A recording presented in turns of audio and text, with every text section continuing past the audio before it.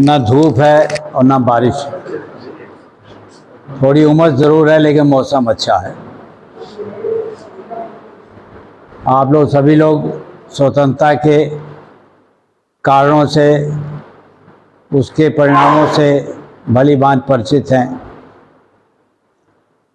मैं तो दो लाइन बताना चाहता हूँ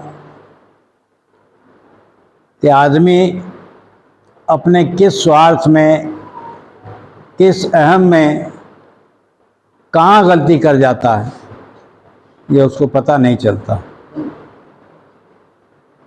एक कातिल आदमी वो गुस्से में आके गोली चला देता है, क्योंकि उसका गुस्सा आगे उसको सोचने ही नहीं देता है कि इसका परिणाम हमारे ऊपर, हमारे परिवार के ऊपर कहाँ क्या आएगा। तो वही चीज़ें जो है हम लोगों ने उसके तत्कालिक प्रभाव जो है उसके शुरू होते ही देख लिए।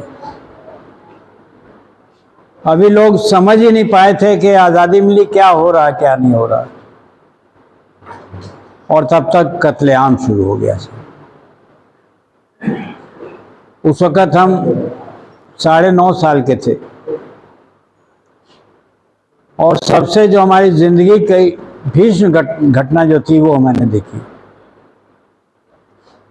हम लोग अपने घर से खाली होकर किसी तरह से, उसकी लंबी चौड़ी स्टोरी है, उस पर समय नहीं है।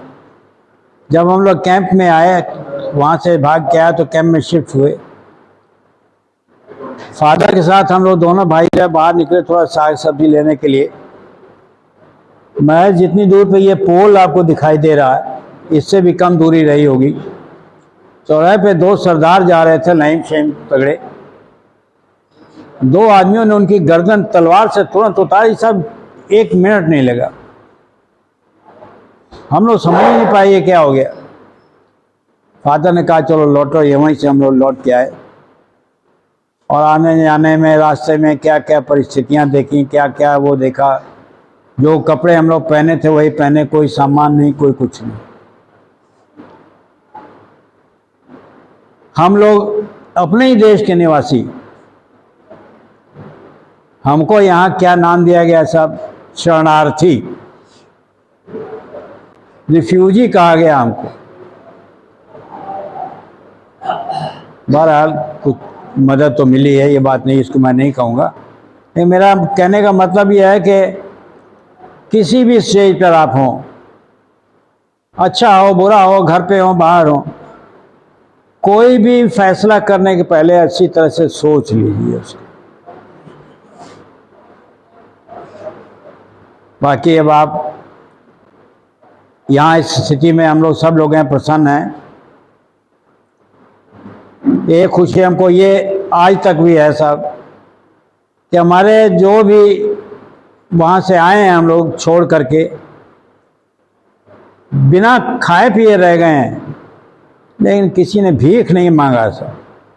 आप अपने दिमाग को जो है, अपने कंप्यूटर को दौड़ा के देख लीजिए, आपको कोई पंजाबी भीख मांगते हुए नहीं मिला होगा। हम लोगों ने अपने स्वाभिमान, अपने धर्म, अपने देश के लिए वो पाकिस्तान छोड़ा। वो तो कहते थे मुसलमान बन जाओ, रहो ही, लेकिन अपना धर्म, अपना देश, अपना मान सम्मान, ये बहुत बड़ी चीज़ होती है। इसलिए आप जो कुछ भी करें, अपने समाज, अपने धर्म और अपने देश की मर्यादा को ध्यान में रखते हुए करें। बस मेरा इतना नहीं।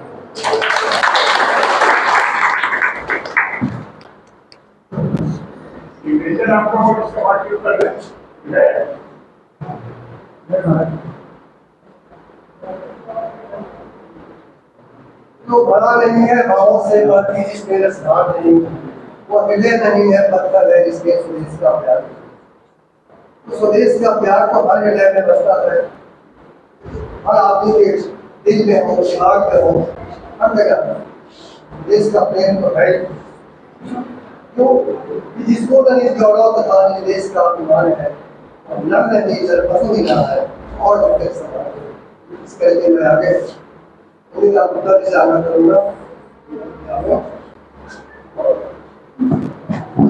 परम आदरणीय श्री अमीन रमन जी,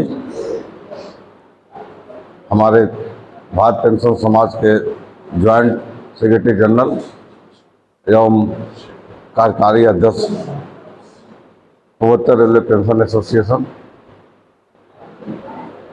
एसोसिएशन के महामंत्री साथी श्री A.K. कोहली जी, हमारे पेंशन एसोसिएशन के वरिष्ठ उपाध्यक्ष श्री त्रिपाठी जी, एसोसिएशन के सूचना मंत्री श्री भानु प्रकाश सिंह जी, डॉक्टर दास जी, और ये हमारे एसोसिएशन के मुख्य कोषाध्यक्ष श्री दिनेश शरण जी, और आप बिछिया शाखा यहाँ रेल विहार फेज 1 के भी आप पदाधिकारी हैं, रेल विहार फेज के सभी पदाधिकारीगण। और आज की बैठक में आप आए सभी पेंशन साथियों का मैं स्वागत करता हूं। साथियों, आज मैं स्वतंत्रता दिवस के 77वें वर्ष के मौके पर आप लोगों को भारत पेंशन समाज एवं पूर्वोत्तर रेलवे पेंशन एसोसिएशन के तरफ से आप लोगों को बहुत बहुत शुभकामना व्यक्त करता हूं। और हम आशा करते हैं कि ये जीवन ये आज़ादी का दिन मनाने के लिए हम लोग हर साल इसी उल्लास के साथ हम लोग इकट्ठा हों। साथियों, ये बड़े गर्व की बात है कि हम लोग भाग्यशाली हैं कि हम लोग आज़ाद मुल्क में पैदा हुए और आज़ाद मुल्क में हैं। और जो लोग अंग्रेज़ों की आज़ादी के समय के जो लोग रहे होंगे और उसके बाद आज़ादी से इन लोगों ने लड़ते हुए मुक्ति दिलाई, उस समय के भी अभी कुछ लोग, बहुत कम लोग बचे हैं लेकिन कुछ लोग हैं, जैसे यानी रेलवे मध्य यूनियन के महामंत्री KL गुप्ता जी भी हैं, जो उस समय आज़ादी के समय आपके 20-22 साल के थे। हमारे कोहली साहब हैं। आपने देश बंटवारे के समय जो स्थिति हुई उसके बारे में कोहली साहब की जो बातें सुनी, हम जानते हैं कि एक एक व्यक्ति का मन पीड़ा से भर गया होगा। तो ये तो छोटी सी चीज़ें हैं। इस देश की जो आज़ादी जो मिली और आज हम लोग जो आज़ादी का त्यौहार मना रहे हैं, हम लोगों को तो कुछ आभास भी होगा, लेकिन हमारे जो आने वाली पीढ़ियाँ हैं उनको हम लोग का कर्तव्य होता है जो बताने, हम लोग खुद उनको बतावें कि देखो ये मौका ऐसे नहीं है कि जैसे वह आसानी से मिला। इसके लिए हमारे कितने परिवार के कितने लोगों ने, इस देश के लोगों ने, ज्ञात अज्ञात लोगों ने अपने शहीद हो गए, अपने प्राणों को बलि दे दिया। किसी का जवान बेटा गया, किसी की जवान भाई गया, किसी का जवान पति गया। तब 200 साल के लगभग हम लोग इस अंग्रेजों के और मुगल के गुलामी में रहे। उसके बाद हम लोग 15 अगस्त 1947 को आज़ाद होने का मौका मिला। और आज़ादी के समय क्या स्थिति थी, आप लोग अगर देखे नहीं होंगे तो इतिहास में पढ़े होंगे या आप लोग को बताया गया होगा। उस समय कुछ नहीं था। उसके बाद से हम लोगों ने अपने देश में लगातार अपने मेहनत से और जो भी सरकारें थीं उनके सहयोग से हम लोग इस दिशा में आज बढ़े हैं कि 77 साल में हम लोग आर्थिक विकास के विश्व में हम लोग पांचवा देश है जो हम लोग आर्थिक के मामले में हम लोग 5वें पे पहुंचे हैं। ये एक बहुत बड़ी बात होती है। और हम लोग अपने देश के विकास के लिए, देश के लिए और देश की देश के हितों के लिए अगर हमको कहीं कोई आवश्यकता हो उसमें जरूर हम लोग को आगे बढ़ के आना चाहिए। और मैं आप लोगों से यही कहूँगा कि हम लोग को ये संकल्प लेना चाहिए कि हम लोग आज के दिन ये संकल्प लेते हैं कि हम लोग भारत को विश्व के ऊंचाइयों पे हम लोग पहुंचाने का काम करेंगे। और हमें विश्वास है कि 10 साल 20 साल में भारत की आर्थिक अर्थव्यवस्था नंबर 1 पे होगी। और जब हम सभी लोग मिलजुल के काम करेंगे तो हम लोग अवश्य उस लक्ष्य को प्राप्त कर लेंगे। इन्हीं बातों के साथ मैं पुनः आप लोग का आभार व्यक्त करता हूं कि आप लोग स्वतंत्रता दिवस के अवसर पे आप लोग इतनी भारी संख्या में आए और पुनः आप लोगों को ये स्वतंत्रता दिवस के अवसर पे आप लोग को शुभकामना।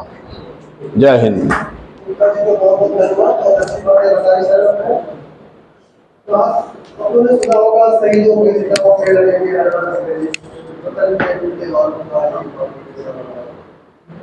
दिल में देश प्रेम और खून में उदाहरण को देश के लिए कुछ नया करने का हमेशा जज्बा है।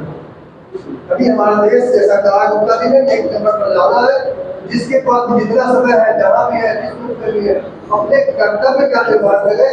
और ये दिन दूर नहीं है कि हम लोग काफी आगे जाए। इस कड़ी में मैं चाहता हूँ कि सब लोग हम लोग खड़े होकर जुड़िए।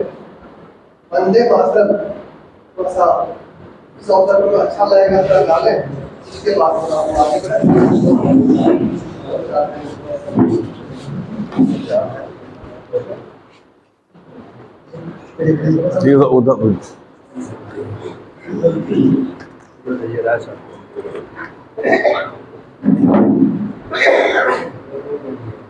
चलिए ठीक है, हो जाएगा। आप वंदे मातरम सुजलाम सुफलाम मलयजशीतलाम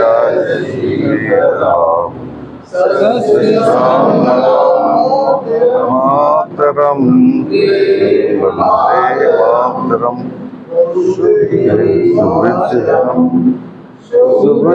वंदे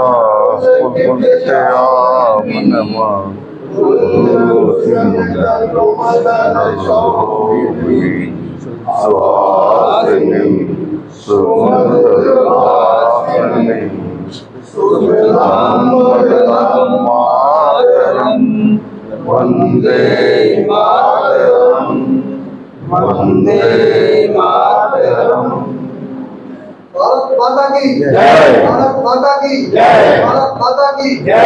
नेशनल एसोसिएशन जिंदाबाद, नेशनल एसोसिएशन जिंदाबाद, नेशनल एसोसिएशन जिंदाबाद।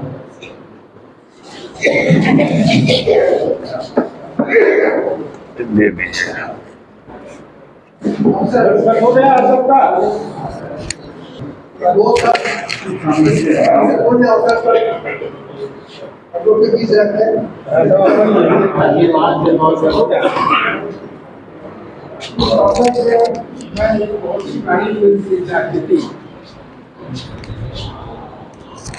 जो हम लोग स्कूल की तरफ से दिखाया गया था जब हम लोग स्कूल में पढ़ते थे तब, उसमें एक गाना था कवि प्रदीप का लिखा हुआ। जब प्रिंसिपल जो उस स्कूल के रिटायर करके जब दूसरे रिटायर नहीं उनका ट्रांसफ़र जब दूसरे स्कूल में हो जाता है तो बच्चों को क्या संदेश देते हैं, तो वो पंक्ति मैं गायक तो नहीं हूँ लेकिन मैं आप लोग को सुनाता हूँ। कवि प्रदीप का लिखा हुआ। हम लाए हैं तूफान से कश्ती निकाल के, हम लाए हैं तूफान से कश्ती निकाल के, इस देश को रखना मेरे बच्चों संभाल के। तुम ही भविष्य हो मेरे भारत मिसाल के, इस देश को रखना मेरे बच्चों संभाल के। इन्हीं संदेशों के साथ डॉक्टर साहब की ये लाइन सुन करके मुझे लता मंगेशकर जी की वो गाना याद आ गई। गाना नहीं आता, गाना याद आ गई मुझे कि आए मेरे वतन के लोगों जरा आंखें भर दो पानी, जो शहीद हुए हैं उनकी जरा याद करो। कोई भी इस अवसर पर मुझे अपने पूर्व प्रधानमंत्री वाजपेयी जी की 2-4 पंक्तियां आप लोग के समक्ष रखना चाहता हूँ। गौर फरमाएंगे। 15 अगस्त का दिन कहता आजादी अभी अधूरी है, सपने सच होने बाकी है, राखी की सफर अधूरी है। जिनकी लाशों पर कट धर कर आजादी भारत में आई, वे अब तक है खाना बदोश गम की काली बत्ती छाई। कलकत्ते के फुटपाथों पर जो आधी पानी सहते हैं, उनसे पूछो 15 अगस्त के बारे में क्या कहते हैं।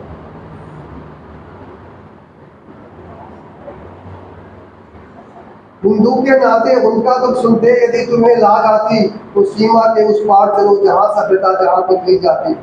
इंसान जहाँ बेचा जाता है, ईमान खरीदा जाता है, इस्लाम सिस्कियाँ भरता है, डॉलर मर में मुस्काता है। भूखों को गोली, नंगों को हथियार पिलाए जाते हैं, सूखे कंठों से जेहादी नारे लगवाए जाते हैं। लाहौर, कराची, ढाका पर मातम की है काली छाया, पख्तूनों पर गिलगित पर है गंभीर गुलामी का साया। बस इसीलिए तो कहता हूँ आज़ादी अभी अधूरी है, कैसे उल्लास मनाऊं मैं, थोड़े दिन की मजबूरी है।